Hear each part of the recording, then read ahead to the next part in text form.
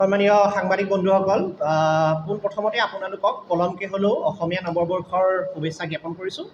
আজি আমি ইয়াত সমবেত হৈছোঁ।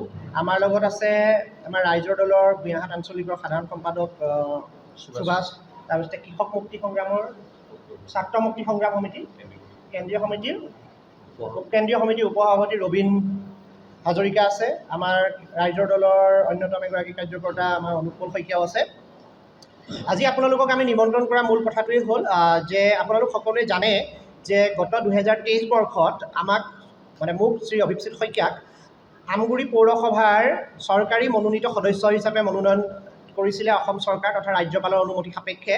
আজি যিহেতু আমি বৰ্তমান ৰাইজৰ দলৰ এজন কৰ্মকৰ্তাৰ আমি বিৰোধীত অৱস্থান কৰিছোঁ, গতিকে আজি বাই প্ৰিন্সিপল আমি আজি এই যি আমাৰ চৰকাৰী মনোনীত সদস্যৰ দায়িত্ব আছিলে, এই চৰকাৰী মনোনীত সদস্যৰ দায়িত্বভাৰৰ পৰা আজি আমি অব্যাহতি লৈছোঁ। আৰু অব্যাহতি লৈ পত্ৰ আমি আমাৰ যি এক্সিকিউটিভ অফিচাৰ আছে, আমাৰ কাৰ্যবাহী বিষয়া মহোদয়ৰ যোগেদি আমি সন্মানীয় ৰাজ্যপাল ডাঙৰীয়ালৈ আমি পত্ৰ প্ৰেৰণ কৰিছোঁ। প্ৰেৰণ কৰি আমাৰ আজি এই দায়িত্বৰ পৰা আমি পদত্যাগ কৰি আমাৰ দায়িত্ব ইমানতে ইয়াৰ পৰা আমি সামৰণি লৈছোঁ। আৰু এইখিনি কথাই আপোনালোকক আচলতে অৱগত কৰিব বিচাৰিছোঁ। আৰু আপোনাৰসবৰ যদি কিবা সুধিবলগীয়া আছে আমাক সুধিব পাৰে, কাৰণ আমি বিগত বছৰকেইটাত এই যি 2023 বৰ্ষৰ পৰা আমি যি আমগুৰি পৌৰসভাত আমি দায়িত্ব লৈছিলোঁ, এই দায়িত্ব লোৱাৰ পিছত আমগুৰি পৌৰসভাখনৰ বিভিন্ন জেগাত সৰ্বাংগীন উন্নয়নৰ কাৰণে আমি আমাৰ তৰফৰ পৰা যিখিনি কৰণীয় আছিলে আমি কৰিবলৈ যৎপৰোনাস্তি চেষ্টা কৰিছিলোঁ। ক'ৰবাত সফল হৈছিলোঁ, ক'ৰবাত বিভিন্ন বিষয়ৰ বাবে আমি কিছু ক্ষেত্ৰত বিফলো হৈছিলোঁ। আৰু আপোনালোকে বহুতে হয়তো জানে যে এই পৌৰসভাখনত আমি যদিও চৰকাৰী পক্ষৰ পৰা সেই সময়ত আমি প্ৰতিনিধিত্ব কৰিছিলোঁ, যদিও আমি খুব সুচাৰুভাৱে আমি যিখিনি ইয়াত অনিয়ম যদি কিবা দেখিছিলোঁ আমি তাক সম্পূৰ্ণ প্ৰতিবাদ কৰিছিলোঁ। সেইখিনি আপোনালোকে যদি বৰ্ডৰ ৰিজলিউশ্যনবিলাকো চাই, বিভিন্ন মাধ্যমত প্ৰচাৰিত কিছুমান বিষয়বস্তু চাই আপোনালোকে দেখিব যে আমি বহুত বিষয়ত যিখিনি বিষয় ভাল হৈছিলে, ভাল বিষয়খিনি আমি সহযোগিতা কৰিছিলোঁ। আৰু য'ত আমি অকণমান কিবা গ্লিচেছ দেখা পাইছিলোঁ, কিবাকিবি আমি অকণমান প্ৰব্লেম দেখা পাইছিলোঁ, সেই বিষয়বিলাক আমি কিন্তু বৰ্ড সভাতেই হওক আমি সেই গোটেই কথাখিনি আমি সজোৰে উপস্থাপন কৰিছিলোঁ। এইখিনি আছিলে মূল বিষয়। আৰু আপোনাৰ খবৰৰ পৰা যদি কিবা বিষয়বস্তু থাকে এইখিনি আমাক জনালে আমি আপোনালোকক উত্তৰ দিব পাৰিম।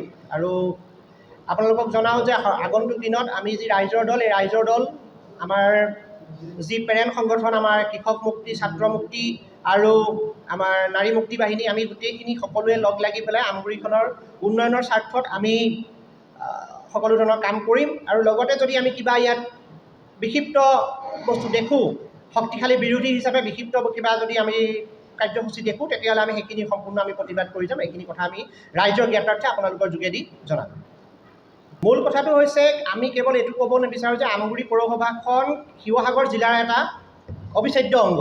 আৰু সন্মানীয় অখিল গগৈ ডাঙৰীয়াৰ নেতৃত্বত আমি সমগ্ৰ অসমতেই আমি বৰ্তমান বিৰোধী হিচাপে শক্তিশালী ৰূপ আমি ল'ব লাগিব। যিহেতু আপোনালোকে জানে যে উজনি অসমৰ পৰা কেৱল দুজনেই আমাৰ বিৰোধী প্ৰাৰ্থী জয়ী হৈছে, একমাত্ৰ এইফালৰ শিৱসাগৰ জিলাৰ পৰা অখিল গগৈ ডাঙৰীয়া আৰু আপোনাৰ লখিমপুৰৰ নাওবৈচাৰ পৰা জয়প্ৰকাশ দাস ডাঙৰীয়া, দুগৰাকীয়ে বিৰোধীৰ বিধায়ক জয়ী হৈছে। গতিকে তেখেতসকলৰ ছত্ৰছায়াত আমি এই আমগুৰি যি পৌৰসভা আছে, এই পৌৰসভাখনৰো যিবিলাক আমি গঠনমূলক দিশত ৰাইজৰ পৰামৰ্শ লৈ গঠনমূলক দিশত আমি যিখিনি সহায় সহযোগিতা কৰিব পাৰোঁ সেইখিনি আমি আগবাঢ়িম। আৰু ইয়াত যদি চৰকাৰী কোনো বিষয়ৰ ওপৰত যদি বিভিন্ন ধৰণৰ যদি নিগেটিভ কাৰ্যকলাপ হয়, সেইখিনিৰ ওপৰতো আমি চোকা দৃষ্টি ৰাখিম।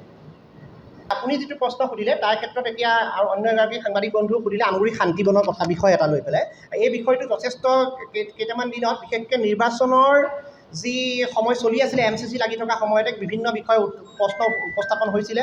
এতিয়া আপোনালোকক জনাওঁ যে যেতিয়া শান্তিবনৰ যি নিবিদা হৈছিল, সেই নিবিদাৰ সময়ত কিছু আঁসোৱা আছিল।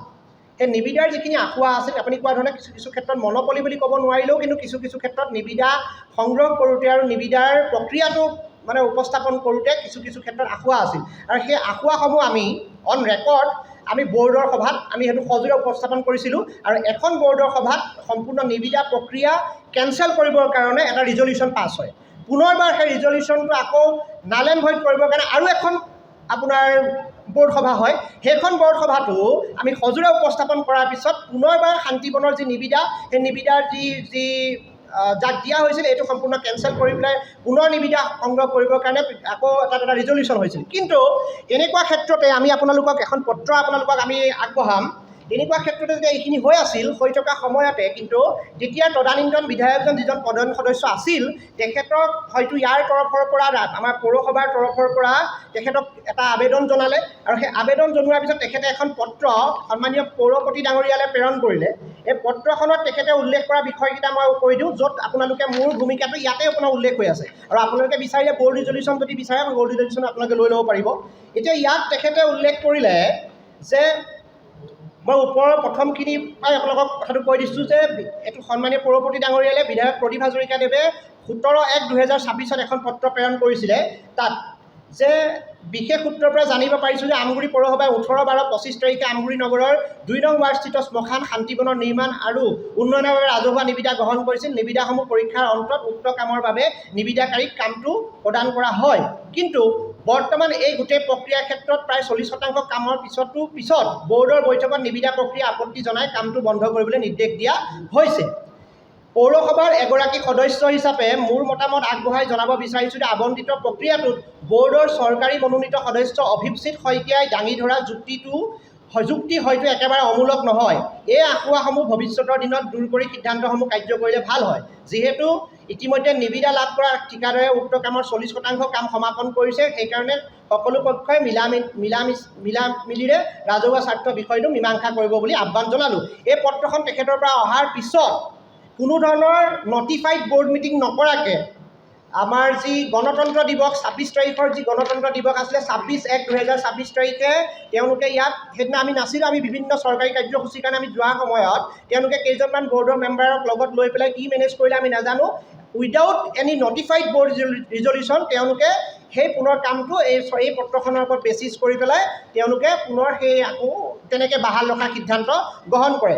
যিহেতু তাৰ পিছত দেখা পোৱা গ'ল, আমি যি আঁঠুৱাৰ কথা কৈছিলোঁ, আঁঠুৱাৰ পিছতে আচলতে শান্তিবনৰ যি দেৱাল, সেই দেৱাল ভাগি পৰা বুলি আমি আপোনালোকৰ মাধ্যমৰ যোগেদিয়ে জানিব পাৰিলোঁ। আচলতে তেনেকুৱা ক্ষেত্ৰত আমি কোনো ঠিকাদাৰক দুখ দিবলৈ নাযাওঁ, কিন্তু ইয়াত যি কৰ্মকৰ্তাসকল আছিল, যি পৌৰসভাৰ পৌৰপতি আছে, পৌৰসভাৰ যি কাৰ্যবাহী বিষয়া আছে, তেখেতসকল আৰু লগতে বিভাগীয় ইঞ্জিনিয়াৰসকল আছে, তেখেতসকলৰতো দায়িত্ব আছিল যে এইখিনি বস্তু প্ৰাক কলমতে কৰা হৈছিল, আৰু প্ৰাক কলমতো বহুতকেইটা আঁসোৱা আছিলে, যিখিনি আঁসোৱা আমি ইয়াত দৰ্শাই দিছিলোঁ। ইয়াত এনেকুৱা ধৰণৰ ক্লজ ব্যৱহাৰ কৰা হৈছিল যে যাৰ কাৰণে কোনোবা মেনুপুলেটেড তেওঁলোকে বিচৰা ঠিকাদাৰেহে আচলতে সেই কামটো পোৱাৰ ব্যৱস্থা কৰি পেলাই কিছুমান ক্লজ কৰিছিল, যি ক্লজখিনিৰ কাৰণে আচলতে উপযুক্ত হ'লেও বহু আমাৰ বিভিন্ন ধৰণৰ ঠিকাদাৰে তাত অংশগ্ৰহণ কৰিবলৈ সক্ষম নহ'ল।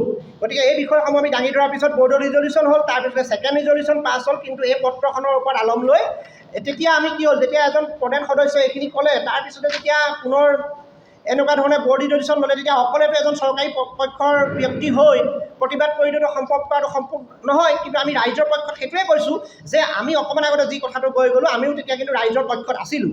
এতিয়া সেইকাৰণে তেনেকুৱা ধৰণৰ মনোবল ইয়াত হৈছে।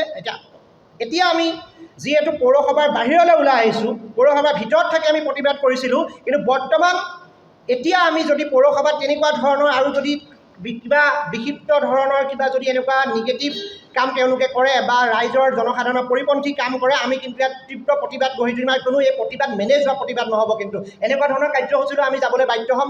পৌৰসভাৰ কাৰ্যালয় ঘেৰাও কৰিবলগীয়া যদি কাৰ্য আমাৰ হ'বলগীয়া হয়, তেনেকুৱা কাৰ্যসূচী আমি কিন্তু ল'ব লাগিব, কাৰণ ইয়াত কোনো ধৰণৰ অনিয়ম। এইখন আমাৰ পুৰণি আমগুৰি সমষ্টি যি আছিল, তাৰ প্ৰাণকেন্দ্ৰ হিচাপে আমগুৰি নগৰ আছিল, ঐতিহাসিক আমগুৰি নগৰ। ঐতিহাসিক আমগুৰি নগৰত কোনোবাই মনোপলি মতে কৰা কাম কিন্তু আমি কোনো কাৰণতে সহ্য কৰা নহ'ব। এতিয়া নতুনকৈ এজন বিধায়ক জিকি আহিছে, তেখেতক লৈ ৰাইজৰ আশা বুলি কৈছে, আৰু বিভিন্ন মাধ্যমত যুৱ প্ৰজন্ম এজন যুৱক এবাৰ জিকি আহিছে ইয়াৰ পৰা। আমি এতিয়া তেখেতে হয়তো ইয়াত শপত গ্ৰহণ কৰিব।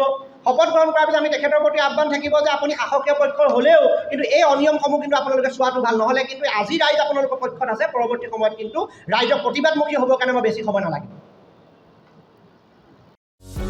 যিকোনো খবৰৰ বাবে যোগাযোগ কৰক আমাৰ এই নম্বৰত 9181 307 221।